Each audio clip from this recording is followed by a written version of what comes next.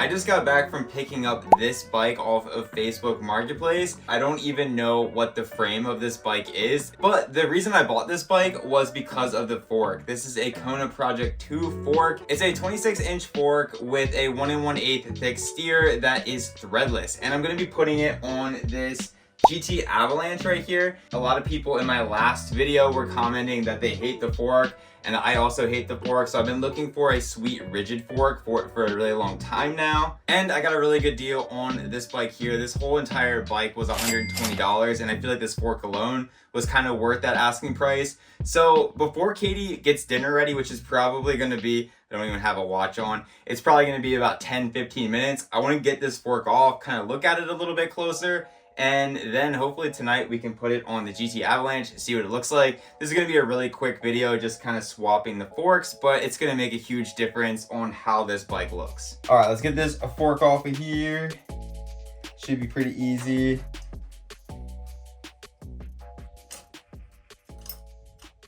If anybody knows what this frame is, definitely let me know. The guy that I bought it from didn't even know what it was. One little bolt, take that out.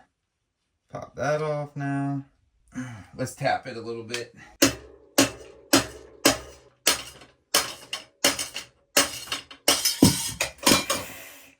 All right, well, I got it out and it's pretty unscathed. But yeah, that came out really quick all of a sudden. This thing is dumb light though, holy cow. Steer definitely looks a little messed up there. So I don't know if that's just paint, if I can fix that up a little bit. But yeah, it's definitely not perfect by any means. Well, hopefully when I put it in the headset, there's no creaking or knocking or anything like that. We'll have to just try it out and see. We'll also have to get this race off of here too. So I just held it up next to the GT, and it looks like where there's this little bit of damage on the steer is gonna miss where the actual headset is, and this is gonna be kind of more clamped onto the stem, which is actually much better than it being down in here where the headset would be, because if it was where the headset was sitting, then there could be some potential play in the headset, which could cause problems after a while. But since it's up here where our stem is gonna be, it's probably not gonna be an issue. Yeah, this thing feels super light, dude. This is gonna be so awesome. Just for comparison, this Marzocchi bomber fork weighs a very similar amount because it's kind of the same amount of travel and everything. And this thing is just like so much obviously more heavy. Like if you threw this at somebody, you would never be forgiven. If you threw this at somebody, you probably also wouldn't be forgiven, but it would hurt a lot less. All right, so now we have to try to get this crown race off of here. So that's gonna be our next task. There's really no easy way to swap a fork on a bike unless you have two bike stands. You always end up having to put one bike on the ground like that. I imagine Katie's getting pretty close on those burritos. All right, let's see if this will work. I've never tried this method, but I don't have a vise, so this is gonna have to suffice. And then we'll have to get a flathead screwdriver, one we don't care about. Then I've got this cute little hammer that's perfect for doing little incremental knocks like this. All right, seeing a little separation there. It's getting really close. Just to make things a little bit easier, just gonna spray a little bit of WD on there. Yo, Katie, how are we looking on that food? It's done. Okay, cool. All right, so we'll let this WD sit in here for a little bit, and then hopefully I'll come back down after I'm nice and full from some burritos, and we'll be able to take this off super easy, and we can put it on the GT. All right, I'm back and filled to the absolute brim with burritos. So let's get back to it.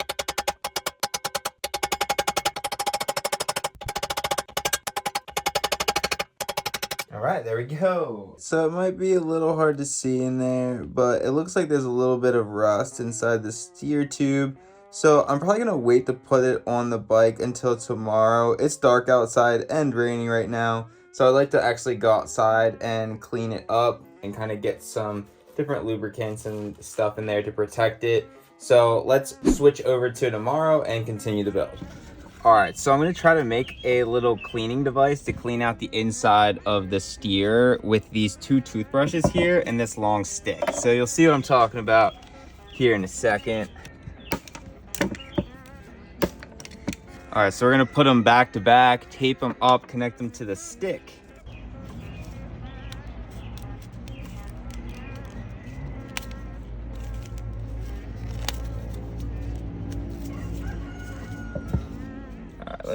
let's test it out real quick, see if it fits in there.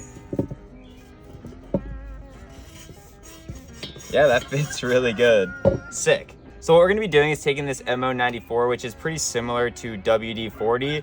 We're gonna be spraying it inside of the steer tube to clean it out. And this is gonna basically like clean and lubricate. And then this stuff here is T9. And what it's gonna do is protect it from future rust. We're gonna spray that inside, sort of leave it in there to dry. And that'll give extra protection for rust and corrosion. So, yep, that's the plan.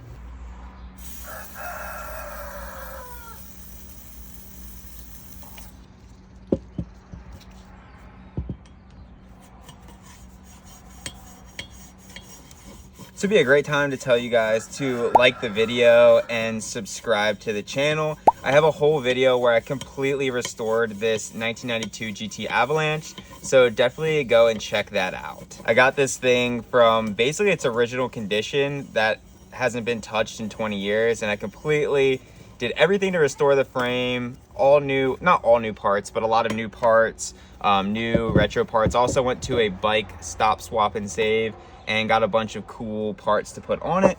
It's a really fun video, so you'll definitely want to check that out as well. So I'd say that is pretty good in there. I'm gonna get a rag now and clean out the inside of it and get all this MO94 off, and then we're gonna spray it with some of this T9. Bro, if you don't have a little like wooden stick like this, get one. I cannot tell you how many times I have used this for different things. It's like the most underrated bike tool. Just got this from like Hobby Lobby or something. And also always save your old socks. That looks pretty dang clean. I mean, it's still a little bit in there for sure, but that looks much better. I would say that we should now hit it with some T9. And this is the stuff that I used for my frame as well. So this is just a good kind of frame saver to spray inside of your bike frame, and it should hopefully add some longevity to your frame. So try to get it all over, hit it multiple angles so it kind of drips through. And we're gonna not wipe this out. We're gonna kind of let it drip out, and it's gonna basically lubricate the inside. So you don't really wanna wipe off too much. You wanna wipe off the excess, like if some's dripping out, obviously, but you don't need to go super ham. Another day, another burrito. All right, time to take these brakes off and the wheel and take the fork off the bike, all the things.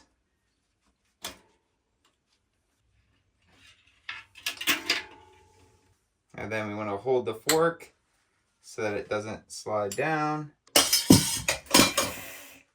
fall out. Then we drop the Allen key. Something wants to fall. We're getting pretty close here to seeing what it's going to look like on the bike. So that's very exciting. Pop the top on the Rory real quick. All right, now we should hopefully be able to take the fork out easily. Hopefully we don't have to get mallets involved, because I put away my mallet already. Looks like it's sliding pretty easily. All right, cool. Now we got the fork out. We're just gonna wanna take this headset, all these pieces here. This is the bottom piece of the headset. And then we got a plastic, pretty sure it's made out of plastic, split crown race here. So it should be really easy to swap over and put on the Kona fork. So let's swap all that out. So again, this is split here. So it's super easy to remove, which is really, really nice. I love that I don't have to get the screwdriver involved in this situation. All right, then all we gotta do is slip the crown race onto the new fork here, press it into place. Looks pretty good. Might put just a wee bit of lube around here. I always forget the exact spots you need to put lube, but I don't really think it could hurt to have a little bit of extra lube. And then we'll go ahead and pop this part of the headset back into place. Nice King Creek headset that I bought for this bike. All right, so let's get the fork through here first while we have two hands available. It's a bit of a tight fit there. All right, cool. Well, that kind of holds that in place, which is nice. Reorient these to the proper position. All right, pops in there. All right, and we'll pop this bad boy back in there. Getting real close to seeing what this looks like. All right, now let's put the wheel back up in there and put it on the ground and see what it looks like. All right, so I'm really hoping that the top tube just is completely horizontal to the ground and not dipping forward. That's what I'm hoping for. So let's sit it down over here and get an idea of what she looks like. So far, so good, dude. Oh yeah, that looks great. That looks awesome. It might be a little hard to tell from the video. We'll obviously get some like final shots of it. But oh my god, it looks disgustingly good. Whoo! I was kind of worried that it would be like way too, like the top tube would be leaning way too far forward. But it's still actually got a little bit of slope towards the back, which is really sick. Oh my god, it looks so good. It's so simple and clean. Oh, good. Oh my gosh. It looks so good, dude. It couldn't look better, honestly. I really don't think it could look better. I bet it's probably stupid light, too.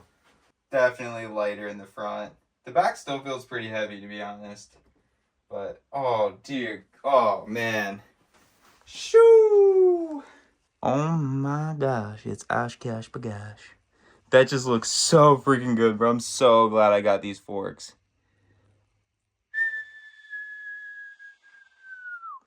Alright, so now we're going to try to steal this brake lever because I like how nice and thin it is. I'm going to steal it from this Hot Rock.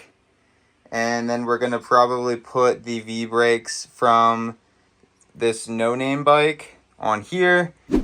So the brakes that were on the kids' bike, the Hot Rock, ended up being a lot cleaner looking. So I ended up deciding to use those for this instead of the ones that came on the no-name bike. So I'm going to put those on now. And I think these brakes that were on that kid's bike ended up being pretty nice because it's like a specialized branded bike. I mean, it's Tektro, nothing crazy, but still pretty decent.